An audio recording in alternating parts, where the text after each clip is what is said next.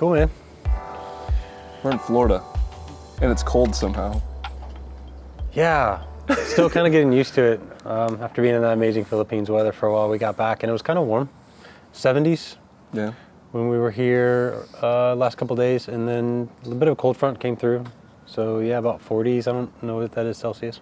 Yeah, it's been around like between 9 and 13 degrees Celsius, which is cold. Yeah.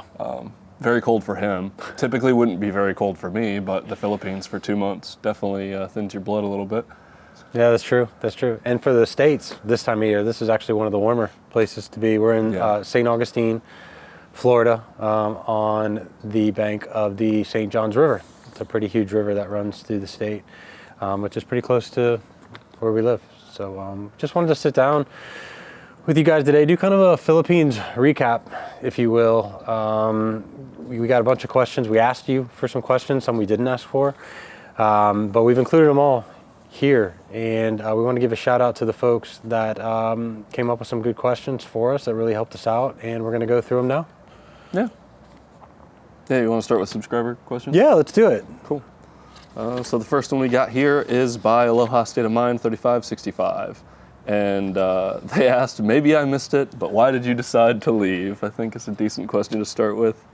Yeah, go ahead. Oh man, so why? Leaving was really challenging because there was kind of a lot going on both with our existence in Cebu City and kind of not really thinking we were going to be in the Philippines that long. And we definitely needed to kind of make a really hard call, whether that be to commit for a really long time, which we weren't really set up for in the first place, right, or go back. And between those two choices, obviously, like not being entirely prepared to stay for, maybe a year or so, even the 6 months that we could have been granted before doing a visa run, we just weren't prepared for it. And at least from my perspective, that is where we kind of landed on, yeah? Yeah, 100%. We both wanted to stay. There was no question about that. I think the question really boiled down to, are we set up to stay and are we prepared to stay long term? And the answer to both those questions was really not right now. So we kind of had to make the tough call and say, okay, we know we want to stay. At the very least, we know we want to come back. As you guys know that have been following us since day one, we launched this channel in the Philippines 2 months ago. This project and this channel had developed a lot over the 2 months for what we'd like to be doing, what we'd like to be sharing, how we'd like to be traveling. And with all of the different components involved with kind of coming to the conclusion that we couldn't stay without, kind of a lot of things that we'd have to try to finagle away from home, which wouldn't be easy. We have things here and all that. We weren't ready to just be gone for a really long time.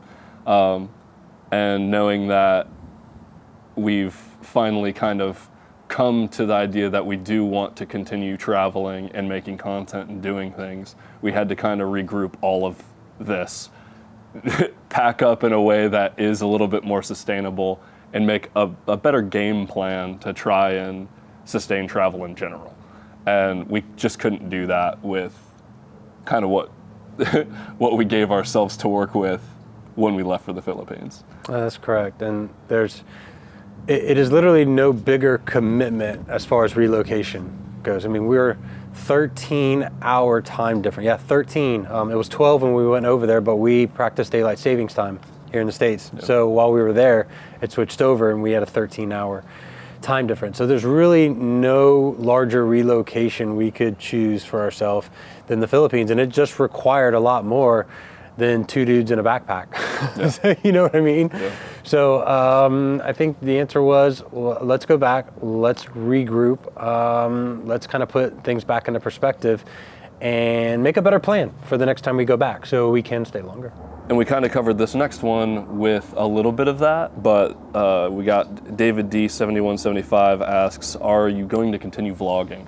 And yes, we're definitely going to continue vlogging. We have some plans set up that we'll get into a little later. We're still kind of working out exactly how that's going to look, but we want to continue to travel and tell stories.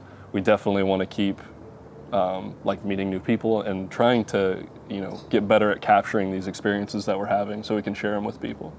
There's nothing else we want to do, being candid.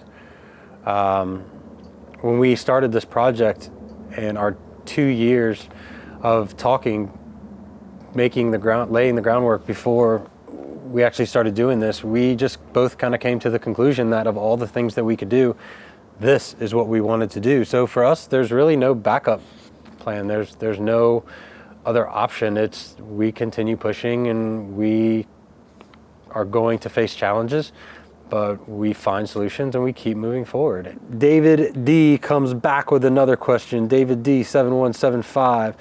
Kind of addressed it to me. Hi Cruz, what's the one thing in the Philippines that made it to your bucket list? And it's a two-part question. I'll get into the second part in just a second. What's the one thing that made it to your bucket list? Well, going to the Philippines was on my bucket list. That was something I wanted to do. And candidly, I didn't know if I would ever be able to do just because it's such a big commitment to go over there.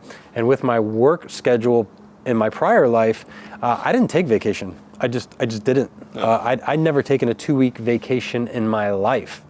And now we're taking a 2-month, I would not consider it a vacation at all, but we have the ability, we have time now to do this. So just doing that was a huge thing on my bucket list. But to drill down a little further, I really wanted to go wakeboarding in the Philippines. And I had a couple of different wake parks on my radar, but then we stumbled across the Siargao Wake Park while we were on Siargao Island. And so I kind of fulfilled my bucket list item of being able to go wakeboarding and surfing in the Philippines, really in an unexpected place, which was kind of even more of a cool thing for me. What would you say, man?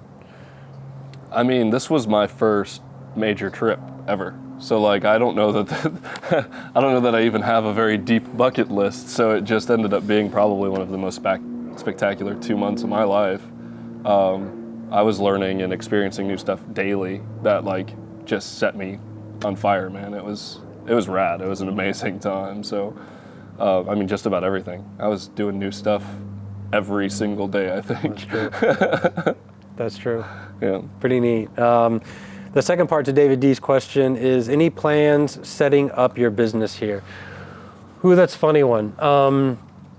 So, of course, there are, in my mind, a lot of opportunities in the Philippines. I think there's some areas where you could set up a business and be wildly successful. The more I started kind of looking into the things that I would want to set up there, which would typically look like an Airbnb or maybe a rental business, a scooter, a car, something like that, just to get the lay of the land. The not being able, as a foreigner, to purchase land in the Philippines is, I'm not going to say problematic, but it's certainly challenging to entrust somebody else to be the title bearer for the land. So if you're going to do an Airbnb, now you're looking at long-term leases, and or you're going to have to entrust somebody else to the land. It just became, let me put it this way. There's a lot more research I would have to do around the legalities of a foreigner starting a business there, the investment that would need to be made, as opposed to other places that may have similar infrastructure and opportunities, but less legal restrictions on foreigners, because I did find Philippines to be a bit legally restrictive for us. Do you have any input on that? Yeah, I mean, we had a lot of conversations, especially with our buddy, and there's a lot of excitement around the potential to do something, and it's definitely not off the cards, but it goes back to considering coming back to the Philippines for a long-term commitment, and it's just, it changes so much about what we would be doing and how we would do it, that it would become less about kind of going amongst everything, and it would be a couple of hard years actually, like settling down and like really making it happen, which we're not ready to do. Yeah. So, Yeah, that's true. it's on the list. And candidly, this is my first and hopefully last business. I truly enjoy doing this. I love having the freedom it provides, and having a brick and mortar business again, meaning building on the land where I have to go into a certain place to work every day, or I'm required to go back to that place. It just takes away a little bit of the freedom of travel that we have now. So I'm really enjoying this, and yeah, I'm not quite sure where that goes from here. But David, thank you so much for your amazing questions. Really appreciate it. So the next question is a fun one. And I pose that we answer first what we think a moment that we might have gotten on the others. Oh, I like that. Okay. That's a good one. Because I think I have a pretty solid one that I think is very reasonable. Oh, that you'll agree boy. with for Okay. when I might have gotten on your nerves. Okay, that's a curveball. Okay. So was there a time here in the Philippines wherein you guys got into each other's nerves? And this is from Summer Ramirez. Hi, Summer. Do you want me to go first? I do want you to go first. So I happen to know for a fact that one of our challenges, like traveling together, and one of the ways that I can get on your nerves is that I'm not so structured in terms of time. I kind of just swing by the seat of my pants. And there was some times, especially in the city, where I just slept in, like for a few hours beyond when you were like, really wish we could get out of here and keep going, but my man is still dead asleep. Am I right? That's probably a pretty good one. Yeah. Not so much when we didn't have things scheduled, but when we did have things scheduled. So to Korey's credit, he's a madman when it comes to editing. So he can sit in front of a computer and edit for hours on end. And normally he'll lose track of time. And what that means is he'll start editing at 6 or 7 at night after dinner, and then he'll be up till 2 or 3 in the morning. So it's not like he's lazy or intentionally just like messing around and sleeping in. But when we do have things planned the next morning and time frame set, and he's up editing super late, and I'm just waiting to go, which happened once? Okay, maybe yeah, just once, a couple of maybe times. twice. One time where we really had something and where it was like mostly inconsequential, but you're like, man, can we like have some kind of a basis? And I was like, yeah, I mean, you're right. Yeah. Definitely, but Yeah. I can sleep for really long periods of time too, which like I know isn't standard for other people. Like if I'm left to my own devices, I can crush out like 14 hours of sleep without waking up. It's a gift. It's a gift. It's truly a gift. Especially on a plane. I've never seen anything like it. So that's where some of the challenge comes from, because I'll full on not remember my alarm going off and just, nope. I'll walk across the room and turn it off and be like, I'm good. Not remember shutting it off, go right back to bed. So, It's unbelievable. yeah, it's certainly caused me issues in the past. I'm working on it. Right, so next question. No.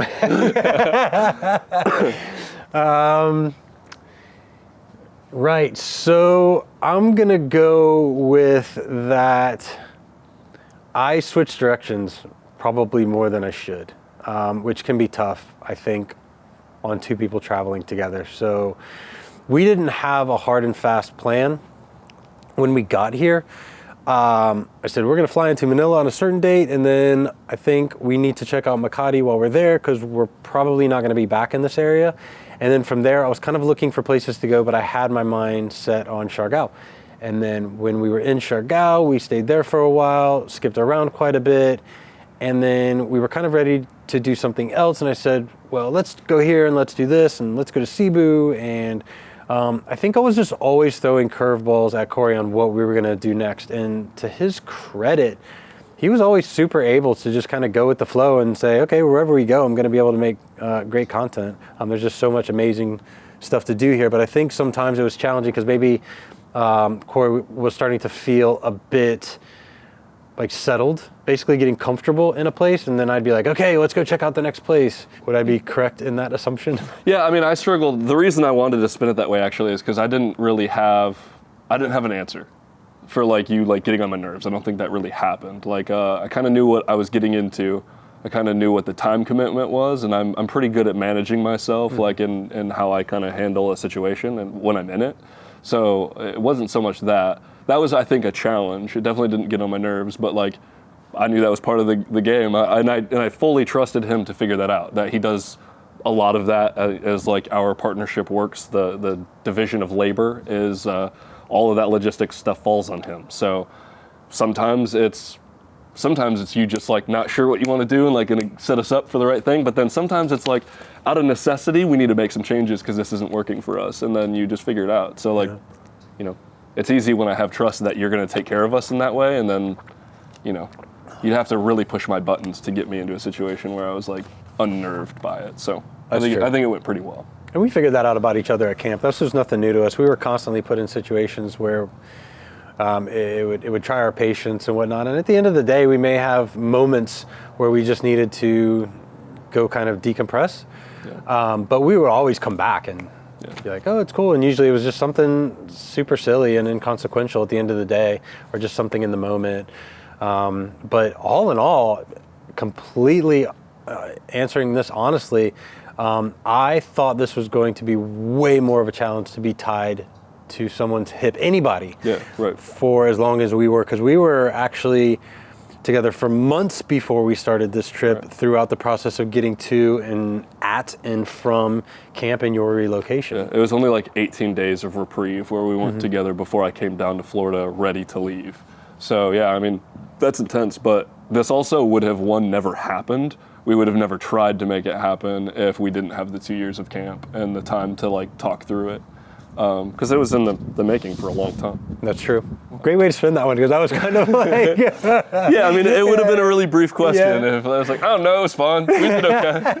Like, I think it worked well. I'm just going to throw Korey under the bus right now. No, it's all good. All good, Resty McDonald. Hey, Resty, thank you so much. Resty McDonald 8339. Your consistent comments, we truly appreciate them. And you're asking the tough questions today. Referring to your last video, are those ladies your girlfriends? So mine was kind of a quick and easy answer, so I'm going to go first on this one. We had some time in Lapu-Lapu before we caught our flight out to Manila from when we got back from Bantayan. So there was about a weekend, I think. Yeah. That we had, and so pretty much. Korey had met someone, which he'll go to in a minute, and I was just planning to go to Lapu-Lapu. I got a hotel there and was just going to kind of decompress, swim in the pool, lay out. I mean, we'd been traveling a lot, living out of a bag and attached to the hip, and it was kind of cool. He was going to go do his thing, I was going to do my thing, and while I was doing my thing, I met someone at the pool. And so we just started chit-chatting, and then we started doing activities together, Jean. And she's super, super sweet. I was from Cebu, and I lived in Lapu-Lapu. I think she's lived there for an extended amount of time. But we just got on, and we had some great conversation and chit-chatted for a while, and over the weekend. And then after that, jumped on my plane. We still stay in touch, Jean, and for now, that's kind of where it sits. Yeah. So yeah, a little bit more complicated, I guess, on my end. I had met Christina at the beginning of Cebu, and we spent a couple days hanging out. We went out to karaoke with Cruz and to a bar, and bombed around, got some lechon, and then we stayed in contact for a couple of weeks. She doesn't live in Cebu; she was there for work. We stayed in contact and then wanted to hang out again. So we finagled that. We were already looking at potentially going to some places, and I tossed it out that she wanted to go either to Moalboal or Bantayan Island. And we kind of looked at it. We were going to go to Siquijor. We were looking at doing a couple of other things. That was when we were thinking about going to Bohol after Cebu. And we were like, yeah, sure, let's go for a week and just enjoy, get back to the island life. So she went with me, and we kind of split off. It was nice. We had a few days where, you could see it kind of in the video where you'd be off motorbiking around doing your thing. We'd meet up for meals and hang out a little bit, and just kind of had a really relaxing, chill time. So we're obviously still talking. Obviously, it's challenging to say exactly what we are. We're hopeful that we can make it work at some point, I would say. Hopefully she's fine with me saying this on the internet, but I don't really care. So, yeah, it's good. Well, she's super sweet. I mean, what's not to like? Yeah, she's the best. such a nice, easy to talk to and beautiful. And yeah, Christina's awesome. You had two more user questions that kind of popped up last minute, didn't you? Yeah, so we got two from Instagram. Two of these are from Catherine Love Ka on Instagram. The first one is, did we eat any strange food? And I would say not a ton. Obviously, when we were in Bogo Bay, we had some pretty wild raw seafood. I forgot the word for it. Curse me, but the chicken intestine. Oh yeah. Which isn't like that weird. I wouldn't say that that's weird. That we tried at the roadside, yeah, the roadside yeah, at right. Siargao. That was kind of squiggly on the stick. Yeah. I would say maybe even like the pig intestine that we had in Medellin, but other than that, I don't think we went too crazy. No. I tried a lot more fish than I normally do, which was pretty cool. Yeah, I was proud of you for that. I got to really liking a lot of the fish that I had. There's a lot of pretty good whitefish out there, and when somebody grills you fish exclusively for you, and you didn't even meet the person, you're like, well, I got to try these fish now. Yeah. Stuff like that. So okay, so there was one thing that we went back and forth about a lot, and decided we just didn't want to make an effort. And that was balut, obviously. So we just decided to pass on that for now. Yeah. But when Mark, our buddy Mark, was in town visiting from Switzerland, he and I took the Jimny out one day on Siargao Island, and we passed a Sorry Sorry, and they were touting their Halo Halo. It wasn't the best. The ice cream and the stick they put in it and all that stuff on the top was fantastic, but as we started digging down deeper, there was just chunks of uncooked sweet potato and peas and carrots and mixed with ice cream. That's just something we are not used to at all in the States. But then we start talking to some other people, and they're saying, well, that's not a traditional Halo Halo. So at the end of the day, I don't even know what a traditional Halo Halo is. But to me, that one that we had there that day was strange and not great. Catherine also asked, there are countries, especially Europe, where they think the Philippines is dangerous. Is it? This is easy for me. Absolutely not. I've traveled around quite a bit, and we walked through some areas that I would consider to be not so great in Manila, Makati, and Cebu. And I'm going to say that at no time did I ever feel unsafe, approached with any malice, or threatened in any way. Having said that, keep in mind that I'm 6'2", Korey's 6'9". We're two pretty large human beings. I feel like people will look at us and their immediate thing, if they were going to be negative in any way, was we'll probably pick a different target. So I think we have that going for us, but I will say that there are other places I've been, and even in the United States, where I candidly feel unsafe. And I never had that same feeling in the Philippines, not once. Yeah, I would echo that as well. Pretty spectacularly did I feel pretty safe just about anywhere, especially with my camera and stuff like that. I never felt like I was being eyeballed. I mean, we're not going to be the easiest targets for somebody, so that's certainly a component. But even then, I think even when we were in what we would call, if I was walking around my old hometown and stuff, like a sketchy part of town, if we were in something even remotely that you could consider that, I still feel like most people were looking at us with more intrigue than malice. I understand that the Philippines in general, this goes for just about anywhere in the world, has crime. They have violent crime, this happens. Sure. Do I think it's focused towards tourists? It didn't feel like it was. No. I never really worried about my bags too much. I don't know, it's pretty good. Yeah, I think the worst part that happened, and that's going to happen in any place where it's somewhat tourist heavy, is just kind of the price increases for foreigners, maybe taking advantage of the fact that we just don't know all the time, everywhere we go, what things cost. Because even when we think a scooter rental costs one thing, well, as soon as you bounce around to 4 or 5 different places, it's going to cost 4 or 5 different things. So other than that, there was really no sort of negativity at all, which is pretty remarkable. Yeah, and thank you to everyone who we met along the way who would recommend where we would go, and they'd be like, it costs this much, don't accept anything else, because I think that's super cool, because I think more locals did that than there were people that tried to take advantage of us. That's true. which is spectacular. Like somebody we just didn't even know really well, and they're like, yeah, so what you want to do, you're going to go down there. They're, to get a boat or do this, it costs this much. Don't ask for anything else. If they're going to charge you more, just say you'll go somewhere else. We got a lot of help in that regard, which was amazing, which for me offsets just about all of that. Fair. Yeah, it's pretty good. Pretty awesome. True. Yeah. So the very last question that we got from viewers is from my buddy David Sargent Coffee. And hey Dave. Hey man. This one kind of is directed towards you because you did a whole lot of keeping track of a lot of things. Okay. And he asked the minimum/recommended budget for a week.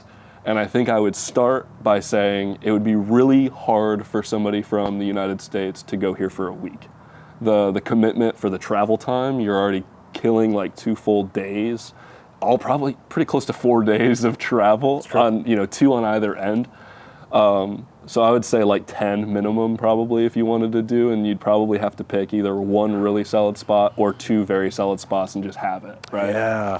There's a lot to see. It's a very, very big country. It is. Right. So we did it both ways. We did it pretty thrifty toward the end and not so thrifty in the beginning. But it was intentional on both sides of that. So I would say for the week that we spent probably the most money, we rented a brand new truck. Right, yeah. Because we wanted to explore the island, and we needed a driver, we needed somebody to film, and it just wasn't conducive to having 2 bikes to really do it the way we wanted to do it. So that was pretty expensive. We bopped around hotels until we were in a place long enough to do Airbnb, so the hotels were pretty expensive. The food, while by comparison's sake, you would look at the menu prices and think it's pretty inexpensive, but the portions in the Philippines are not what we're used to in the States. So what we could fill up on here with, say, 1 sandwich, over there we would typically have to order 2. Yeah, it's just the way. And I'd say that's pretty general. You'd get lucky occasionally, obviously, but you would here as well. So. I'd say when we'd sit down at like a small restaurant, especially like a Siargao roadside or something like Carsata or something like that, a lot of stuff is going to be a la carte, where, if you want a set of rice, you ask for the set of rice. Like you just get like the sandwich and stuff like that. So it's definitely an interesting perspective because a la carte menus all the time add up very quick. If I need like 2 burgers and another side, or like adobo and rice and a burger, you're going to be hitting that like 6+ mark pretty fast. Yeah. So I'd still say on average, I was full for a few bucks less than here, but the way you and I eat, I don't think that there was a whole lot of savings in that regard. No. And the food's so dang good when you find food that you like, that you're like, I'll take 2 of those, please. I'll take a third of this. So like really, the cheap, really good food actually gets you in the long run because you'll just eat so much more of it. At least I will, because I don't have self-control. But to compare and contrast how we started and how we ended, I tallied our first month and our second month expenses. And we had a budget when we went over there, and a rough budget. And I can tell you that the first month, we weren't living in the lap of luxury, but we also weren't cutting corners, and we were moving around a lot, which was candidly the biggest expense. The more we would change accommodation, the more expensive it got. And the more we changed locations, the more expensive we got. So we did more of that in the first month than we did in the second month. Sorry, Dave, I really can't pinpoint for you exactly what the cost is for the week. But I would say just be super cognizant of where you stay. You can either do hostels, which are going to be probably your least expensive. You can do Airbnbs, which is probably going to be middle, and then you can do hotels, which is probably going to be your most expensive. Restaurants, just like anywhere you go, are all over the board, more expensive, less expensive, and then your cost of transportation. If you're going to get some basic scooters, budget 250 to 350 pesos a day. If you're going to get a car, it's going to be 3 times, if not more, that amount. So those are going to be your 3 major expenses, and it just depends on how you want to do it. Yeah. The moving about is really tumultuous at times because like there's a lot of logistics, changing islands. Like you're taking flights and then you're taking cabs and then you're trying to get like it's not great. Fortunately, cabs and stuff are a lot cheaper than here. Most of the time, things are usually manageable, but it's not easy to know where you want to be and then to like be able to truly base camp out of an area. We learned a lot. We did. It was wild. The next time we're in the Philippines, it's going to go a lot differently, and it's going to be probably double the fun and half the cost, which is incredible to think. Yeah, that's true. And then that really is the beauty of travel. It's just figuring things out. And we did stay within our budget for the trip, and we were there twice as long as we thought we were going to be. So we ended up managing the whole process very well. And learning and making mistakes is just part of the fun, really. Totally. So, yeah. So in addition to the subscriber questions, which again, thank you very much for that. Truly appreciate the engagement. We came up with some questions for each other. Yeah. And one of my questions was, roughly, when you go back, what do you think your plan would look like? How would you do it a little different? I think, tackling like how much expected time is there to be there, and I would try to make a better. I know a lot more about trying to find accommodations, and like there's so much more that I know about where I want to stay, and now I have resources like someone like Christina and friends, all over the place, where I can have a way better idea of where I would pick. So I think I would consider. We know we like islands. I would probably start again in a place like Siargao to see our friends and spend a good amount of time there again because I love it. It's amazing. But then, Palawan and Bohol and Boracay and some of those places where maybe they're a little islandy and a little touristy, but now I know how to tackle them in the way that I want to tackle them, and I think that we would gain a lot from it. I know how to stay away from like tourist trappy things and stuff like that. Yeah. So figure out some long-term decent accommodations, really ask around and get a good idea before I show up, and then just settle into those, because realistically, if it's a good accommodation and I'm having fun, I don't need to be there very much.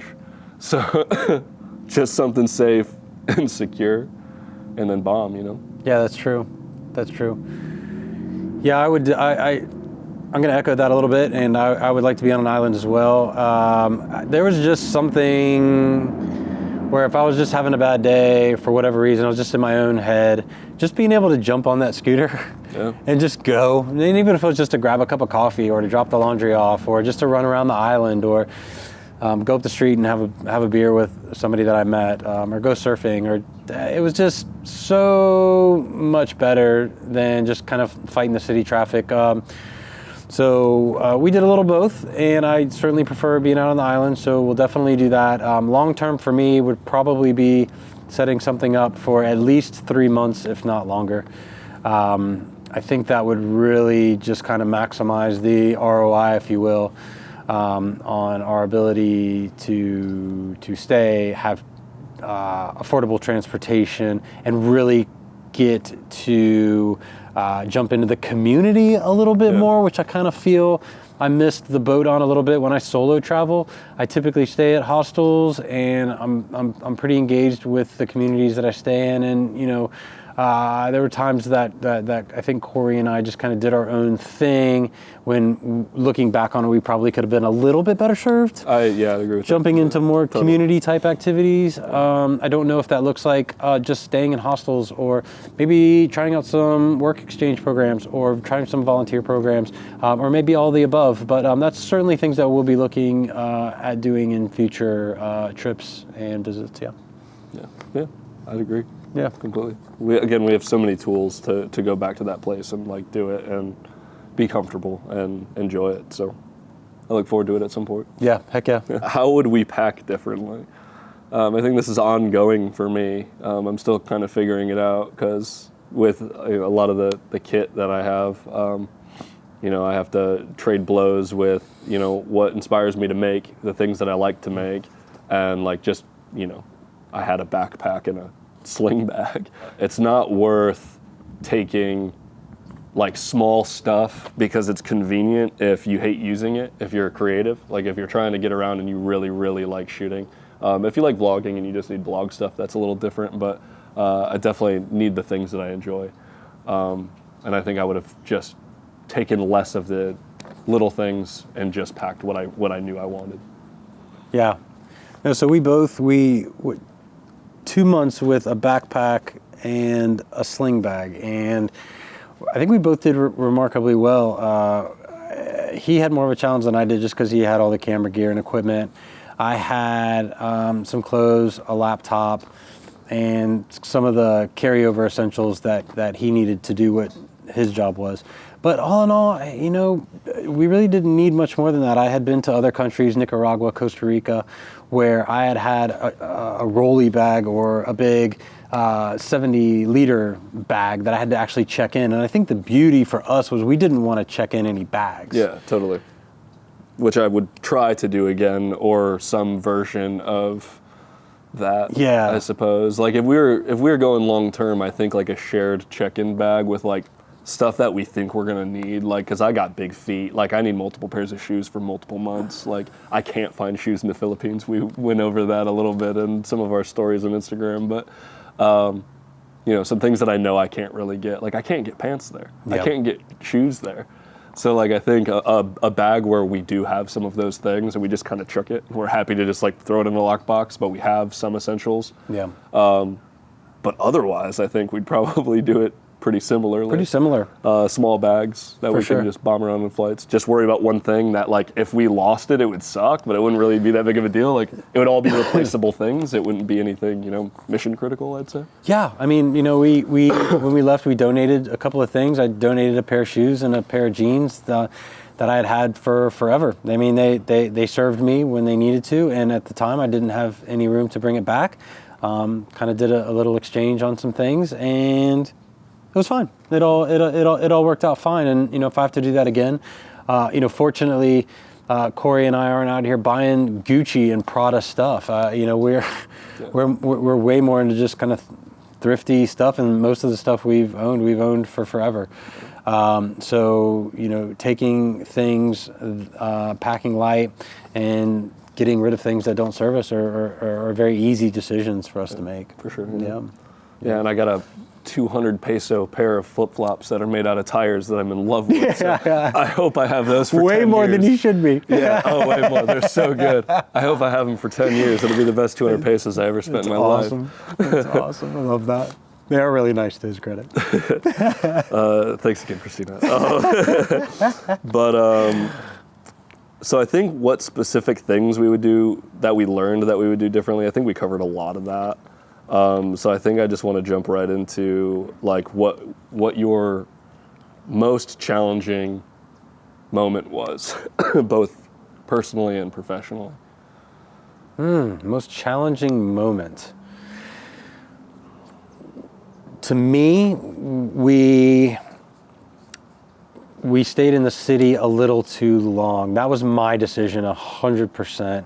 Not that he didn't have any input on it, he did, but I think Korey's, as a creator, I stay in my lane with the logistics stuff more often than not, and we do have some crossover conversation, but more often than not, he stays in his lane with his creative stuff, and he's like, you book the flights, you book the hotels, and you tell me where to go, and I'll shoot what we need to shoot. And that's just kind of a really nice dynamic that we have more often than not. So I have things I'm happy to be fussy about. Those are so far from something that I care about because I'm taken care of. Like, it'll work out if he just does what he needs to do. Yeah. So we had tried the bouncing around thing for quite some time, and I said, well, we didn't have workable internet on Siargao Island, and there were some other challenges that we had faced, and I said, let's just go to the city and let's resort ourselves. And I found a really good deal on an Airbnb in a nice place for the month, but you had to book it for 30 days or more to get the deal. And I was like, man, this would really kind of put us back in line. And so at the time, we agreed that it would be the best move for us with everything going on. And all you can do at any given moment in your life is do the best you can with what you've got, right? And so that's exactly what we did. So about the third week we were in the city, I felt like I had explored that space as much as I wanted to. And I was really aching to get back to an environment where I could jump back on that scooter and ride around the island and go surfing and go wakeboarding and do the things that I truly like to do. And that last week for me, when I was just ready to go, was definitely my most challenging. Yeah. I mean, when you have to make so much effort just to get to a space that feels recharging, it hurt us both pretty good. Like it was exhausting to stay there knowing that like even if we needed to run a small errand, like we had to put away 3 hours to go do it. Yeah, and Korey and I have talked about that quite a bit because you have to make commitments on projects like this. And that's just the way it goes. So one of the things we had committed to do was we committed to that space. That's just what we had done. And so did we have options? Of course, we always have options. We never put ourselves in situations that we just can't absolutely get ourselves out of if we have to.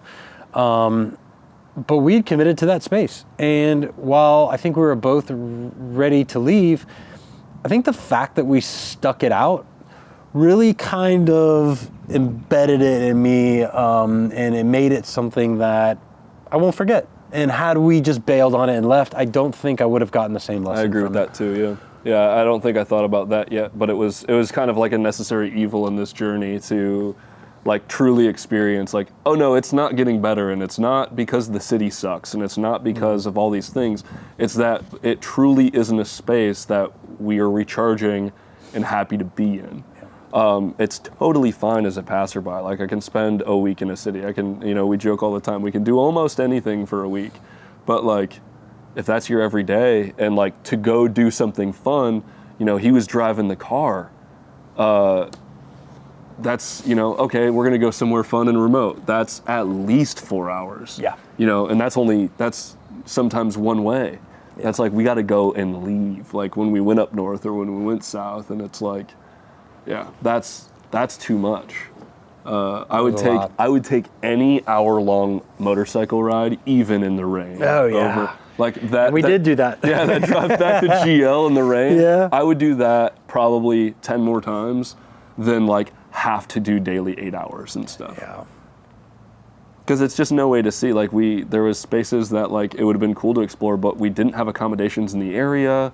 It was relatively remote. Like we didn't really have the option to spend more time in those situations because we had these commitments or this car or whatever we were doing, right? Like, yeah, it was interesting. It's true. Yeah. Yeah, we did. Do you remember that night we went to that fire dance? Oh yeah. And then we got caught in the rain on the way back, and Korey earned a new nickname that night, the Crab Slayer, because he kept running over crabs on his scooter on the way back. Dude, it was wild. It was I couldn't see anything. I was just like, I can't see without my glasses, so I got to keep them on. I can't see with my glasses because they're covered in rain. I didn't have a visor or anything on and that probably would have helped out. It was downpouring. I couldn't see like 10 feet in front of me. So I didn't feel scared or anything, but I was like, this isn't a problem. This isn't ideal. I'm not like close to my hotel. Man. So funny. It was a long ride. It was wild, man. One of many, many, many good times. Well, truth be told, learned a lot, enjoyed every minute of it. Going into our next adventure, do we disclose the next adventure at this point? It's up to you. No, let's do it. Let's do it. Hey, if we get 20,000 subscribers, we'll it's so funny. Thanks for sticking with us through this leg of the project. We really do appreciate y'all, and hope you enjoyed it as much as we have. Yeah, it's been amazing. I can't even begin to thank like the regulars that came by every time, especially like the notification squad. Like we knew who you are because like we knew when we would post, you guys would be like, "Oh, hey, good morning," and it was really nice. It was cool. That was one of the big takeaways, is that the social community in the Philippines is incredible. So we thank you for that. It was truly spectacular all the way around. Absolutely. We're excited to come back. Thanks for watching. Thanks. See ya.